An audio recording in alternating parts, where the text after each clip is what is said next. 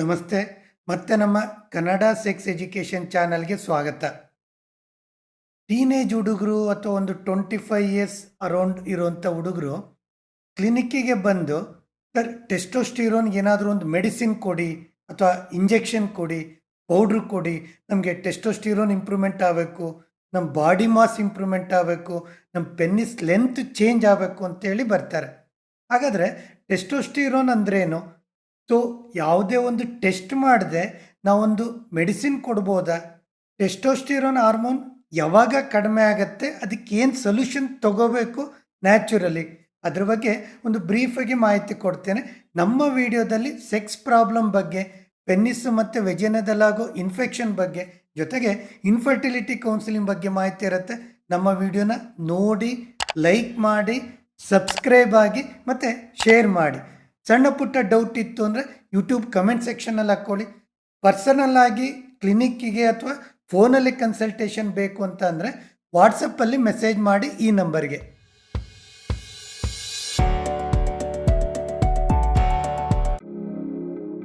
Testosterone ಹಾರ್ಮೋನಿಗೆ ನಾವು sex hormone ಅಂತ ಹೇಳ್ತೀವಿ, ಮೇಲ್ ಹಾರ್ಮೋನು ಅಥವಾ ಆಂಡ್ರೋಜನ್ ಅಂತ ಹೇಳ್ತೀವಿ.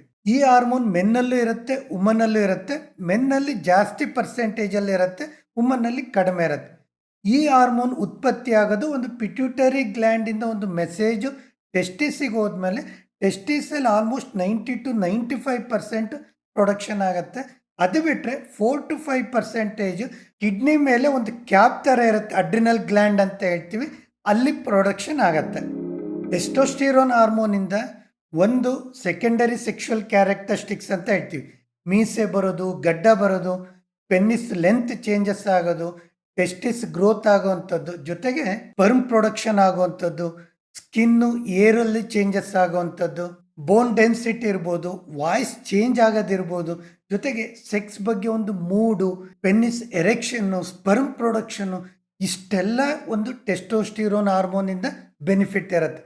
ಯಾವಾಗ ಟೆಸ್ಟೋಸ್ಟಿರೋನ್ ಹಾರ್ಮೋನ್ ಕಡಿಮೆ ಆಗುತ್ತೆ, ಫಿಸಿಕಲಿ ಮೆಂಟಲಿ ತುಂಬ ಚೇಂಜಸ್ ಆಗುತ್ತೆ. ಒಂದು ಮೀಸೆ ಗಡ್ಡ ಬರದೇ ಇರೋವಂಥದ್ದು, ವಾಯ್ಸ್ ಚೇಂಜ್ ಆಗದೆ ಇರೋದು, ಪೆನ್ನಿಸ್ ಸೈಜ್ ಕಡಿಮೆ ಆಗೋದು, ಸೆಕ್ಸ್ ಮೂಡ್ ಬರದೇ ಇರೋದು, ಸೆಕ್ಷುವಲ್ ಪ್ರಾಬ್ಲಮ್ಸ್ ಸಹ ಇದರಿಂದ ಬರುತ್ತೆ. ಜೊತೆಗೆ ಸ್ಪರ್ಮ್ ಪ್ರೊಡಕ್ಷನಲ್ಲೂ ತುಂಬ ನೆಗೆಟಿವ್ ಎಫೆಕ್ಟ್ ಆಗುತ್ತೆ.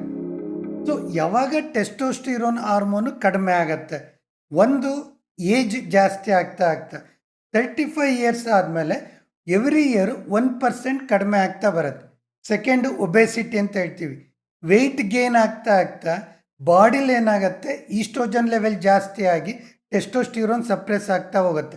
ಅಂದರೆ ವೆಯ್ಟ್ ಗೇನ್ ಆದರೆ ಟೆಸ್ಟೋಸ್ಟಿರೋನ್ ಲೆವೆಲ್ ಕಡಿಮೆ ಆಗುತ್ತೆ. ಮೂರನೇದು ಮೆಟಬಾಲಿಕ್ ಸಿಂಡ್ರೋಮ್ಸ್ ಅಂತ ಹೇಳ್ತೀವಿ. BP ಅಥವಾ thyroid, any hormonal issues. Fourth ಈ ಟೆಸ್ಟಿಕ್ಯುಲರ್ ಇಶ್ಯೂಸ್ ಅಂತ ಹೇಳ್ತೀವಿ. ಎನಿ ಇಂಜುರಿ, ಟೆಸ್ಟಿಸಿಗೆ ಏನಾದ್ರು ತುಂಬಾ ಪೆಟ್ಟಾಯಿತು ಅಥವಾ ಏನಾದರೂ ಇನ್ಫೆಕ್ಷನ್ ಆಯಿತು, ಅನ್ಡಿಸೆಂಡೆಡ್ ಟೆಸ್ಟಿಸ್ ಅಂತ ಹೇಳ್ತೀವಿ. 2 ಟೆಸ್ಟಿಸ್ ಪ್ರಾಪರಾಗಿ ಸ್ಕ್ರೋಟಮಲ್ ಇಲ್ಲ ಅಂದರೆ. ಫಿಫ್ತು ಪಿಟ್ಯೂಟರಿ ಅಥವಾ ಎನಿ ಹೈಪೋಥೆಲಮಸ್, ಬ್ರೈನ್ ಕೆಮಿಕಲಲ್ಲಿ ಚೇಂಜಸ್ ಆಯಿತು, ಹಾರ್ಮೋನಲ್ ವ್ಯತ್ಯಾಸ ಆಯಿತು, ಆವಾಗ ಟೆಸ್ಟೋಸ್ಟಿರೋನ್ ಕಡಿಮೆ ಆಗುತ್ತೆ. ನೆಕ್ಸ್ಟ್ ಲೈಫ್ ಸ್ಟೈಲ್ ಚೇಂಜಸ್ ಅಂತ ಹೇಳ್ತೀವಿ. Food, sleep, exercise.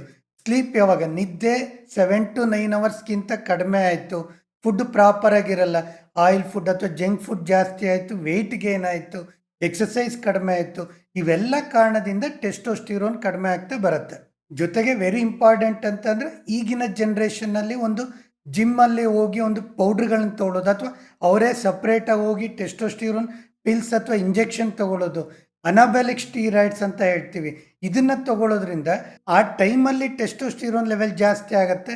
After 3 to 5 years ಏನಾಗುತ್ತೆ, ಒಬೆಸಿಟಿ ಜಾಸ್ತಿ ಆಗಿ ಈ ಅನಾಬಾಲಿಕ್ ಸ್ಟೀರಾಯ್ಡ್ಸ್ ಏನಿದೆ ಅದರದ್ದು ಸೈಡ್ ಎಫೆಕ್ಟ್ ಶುರು ಆಗುತ್ತೆ, ಟೆಸ್ಟೋಸ್ಟಿರೋನ್ ಕಡಿಮೆ ಆಗುತ್ತೆ.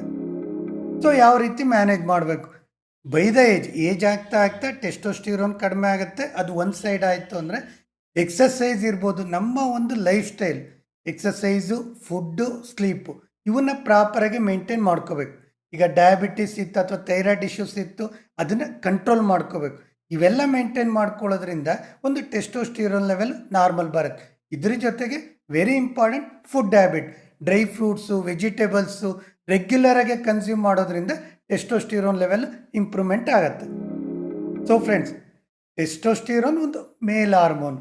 ಇದು ಯಾವಾಗ ಡಿಕ್ರೀಸ್ ಆಗುತ್ತೆ, ಕಡಿಮೆ ಆಗುತ್ತೆ, ನಮ್ಮ ಫಿಸಿಕಲಿ ಮೆಂಟಲ್ ಇಶ್ಯೂಸ್ ಅಂತೇಳಿ ಶುರು ಆಗುತ್ತೆ. ಸೊ 3 to 6 ಮಂತ್ಸ್ ನಮ್ಮಲ್ಲೂ ಲೈಫ್ ಸ್ಟೈಲನ್ನು ಚೇಂಜ್ ಮಾಡಿಕೊಂಡು ಹಾಗೂ ಏನೋ ನಮ್ಮಲ್ಲಿ ಬದಲಾವಣೆ ಕಾಣಲಿಲ್ಲ ಅಂತ ಅಂದರೆ ಅವಾಗ ಡಾಕ್ಟ್ರನ್ನ ಕನ್ಸಲ್ಟ್ ಮಾಡಿ ಇನ್ವೆಸ್ಟಿಗೇಷನ್ ಮಾಡಿಸ್ಕೊಂಡು ನಮ್ಮಲ್ಲಿ ಏನಾದ್ರು ಟೆಸ್ಟೋಸ್ಟಿರೋನ್ ಕಡಿಮೆ ಇತ್ತು ಅಂದರೆ ಅವಾಗ ಮೆಡಿಸಿನ್ ತಗೊಳ್ಳೋದು ಒಳ್ಳೆಯದು. ಇದು ಇವತ್ತಿನ ವಿಡಿಯೋ. ಇಲ್ಲಿ ತನಕ ನಮ್ಮ ವಿಡಿಯೋ ನೋಡಿದ್ದಕ್ಕೆ ತುಂಬ ವಂದನೆಗಳು.